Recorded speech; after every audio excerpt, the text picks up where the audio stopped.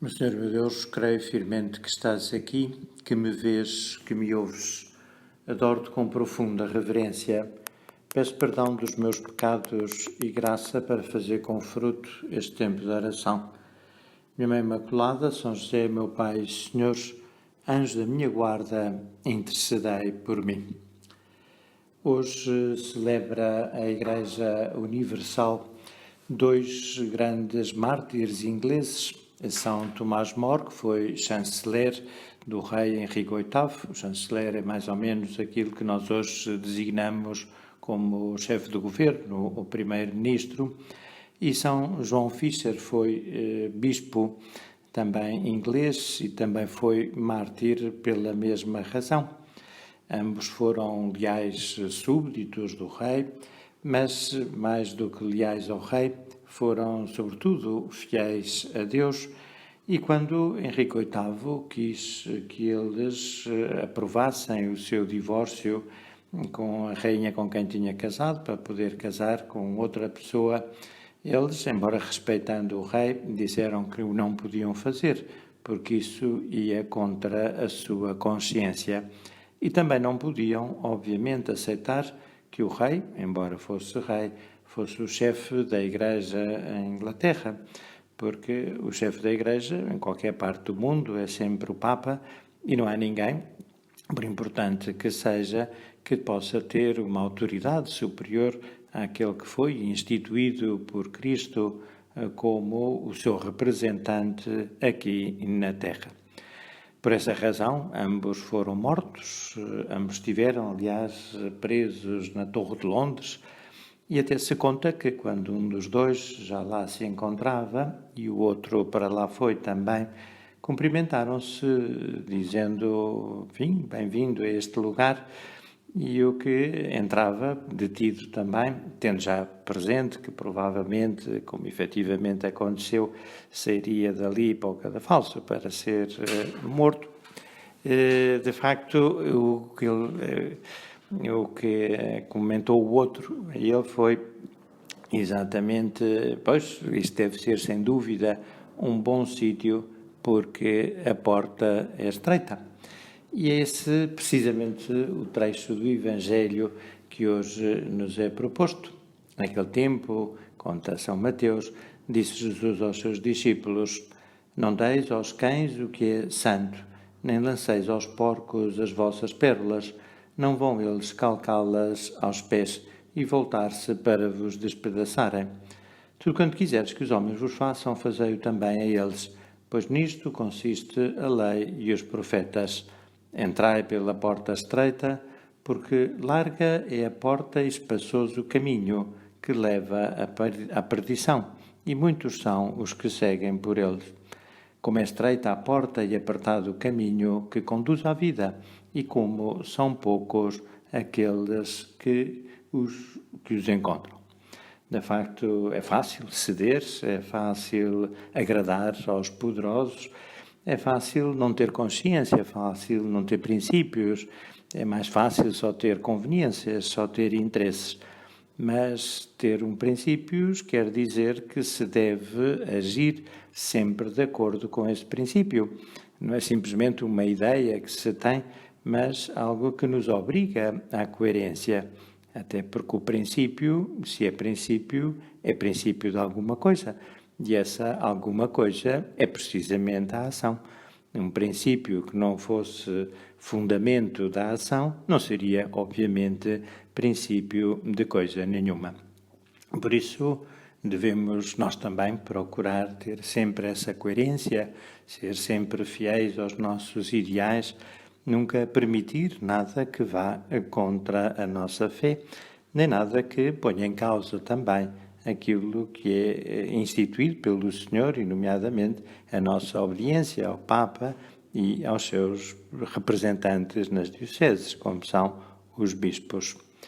Se calhar alguém podia perguntar, mas uma pessoa ter princípios e ter assim convicções tão firmes não nos pode levar a ser intolerantes e até fanáticos? Não seria mais lógico ceder por amor pelas outras pessoas, por caridade com elas, aceitar outros pontos de vista, outras formas de ver o mundo, outros comportamentos, outras atitudes.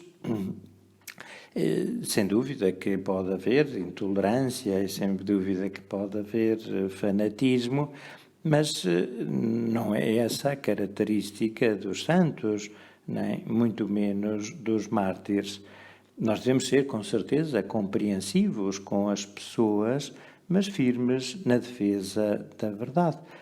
Ceder em relação àquilo que é a verdade, em relação àquilo que são os nossos princípios, e que são bons não porque são nossos, mas porque são revelados, são princípios de Deus.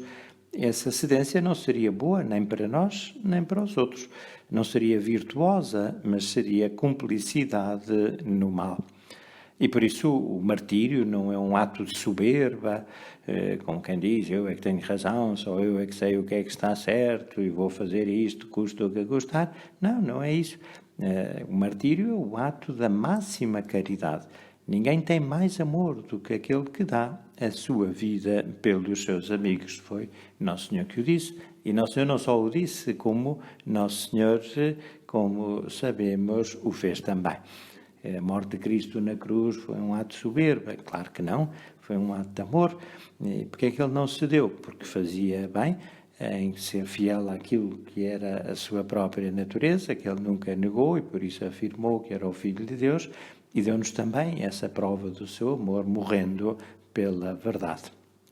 Sabemos também que São Tomás Moro é padroeiro dos políticos. Foi São João Paulo II que quis dar àqueles que se dedicam à política um tal padroeiro. E alguns, calhar, pensaram que o Papa lhes dava como padroeiro um santo sem cabeça, uma vez que São Tomás Moro foi decapitado pelo rei Henrique VIII. Mas não, o Papa não lhes deu um corpo sem cabeça, mas deu-lhes uma cabeça sem corpo, porque um homem é, sobretudo, a sua cabeça.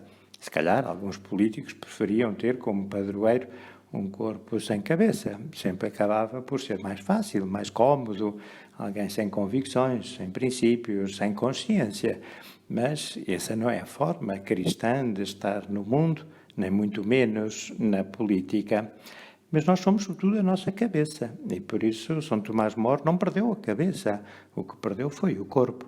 E foi sempre fiel à sua cabeça, porque foi sempre fiel aos seus princípios, foi sempre fiel à sua consciência. Por isso podemos e devemos nós também rezar por todos os políticos. Não é fácil ser político, é com certeza um cargo de grande responsabilidade e com certeza que é muito generoso alguém dedicar-se ao interesse comum, procurar não aquilo que é bom para ele, mas bom para todos. Por isso devemos ter uma gratidão aos políticos, àqueles que se dedicam ao governo das cidades ou dos países ou até das comunidades internacionais. Mas devemos rezar também para que sejam sempre dignos do seu padroeiro, para que, da mesma forma como São Tomás Moro, nunca sejam cúmplices da mentira, do erro, do pecado, da injustiça, mas saibam defender, mesmo com a própria vida, se necessário for, aquilo que é reto, aquilo que é justo, aquilo que é santo também. Nesse sentido, devem procurar ser antes santos sem corpo do que corpos sem cabeça. São Tomás Moro não perdeu a cabeça, perdeu talvez o seu corpo, mas manteve sempre firme na fidelidade aos seus princípios. E quando estava a ser julgado pelo Parlamento inglês, houve alguém que lhe disse: mas não acha que está a ser soberbo? Todos nós estamos de acordo com o rei, só o senhor é que está contra. E ele disse: sim, é verdade, se calhar eu poderia pensar isso, mas sabe uma coisa, todos os santos no céu pensam como eu. Nós também nunca estamos sozinhos. Quando pensamos e agimos de acordo com a nossa fé, temos ao nosso lado todos os santos, todos os mártires que estão no céu. Vamos pedir a Nossa Senhora que ela abençoe todos os políticos, para que sejam dignos deste tão grande santo e mártir, São Tomás More, seu padroeiro. Dou graças, meu Deus, uns propósitos, afetos e inspirações que comunicaste nesta meditação. Peço ajuda para os pôr em prática. Minha Mãe Imaculada, São José, meu Pai e Senhor, anjo da minha guarda, intercedei por mim.